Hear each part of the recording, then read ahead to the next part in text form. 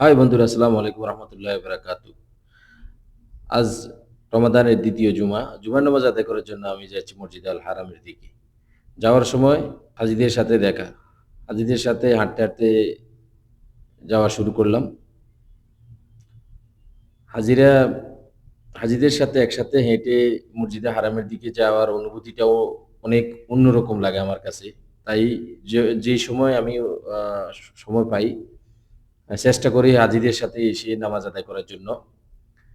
আজ মসজিদে হারামে হাজির সংখ্যা অনেক বেশি হওয়ার সম্ভাবনা রয়েছে। জানি না মসজিদের ভিতরে গিয়ে নামাজ আদায় করতে পারবো কিনা। মাশাআল্লাহ! আমি যেটা চিন্তা করছি ওটাই। আজকে অতিরিক্ত পরিমাণ হাজি থাকার কারণে মসজিদের ভিতরে জায়গার সংকটের কারণে সব হাজিরা বাইরে দাঁড়িয়ে আছে। ভিতরে যাওয়ার কোনো সবগুলা গেট বন্ধ করে দেওয়া হয়েছে।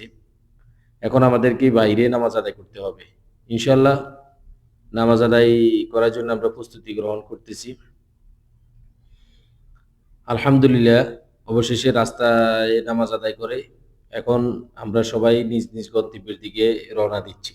যারা এখনো মসজিদ আল হারামে এসে উমরা পালন করতে পারেনি, মহান রব্বুল আলমিনের কাছে সবাইয়ের জন্য প্রার্থনা করে আল্লাহ যেন সকলকে মসজিদে হারামে এসে উমরা করার তৌফিক দান করে।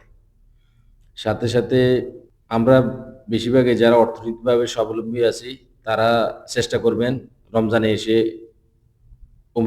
উমরা পালন করার জন্য। আসসালামু আলাইকুম রহমতুল্লাহ।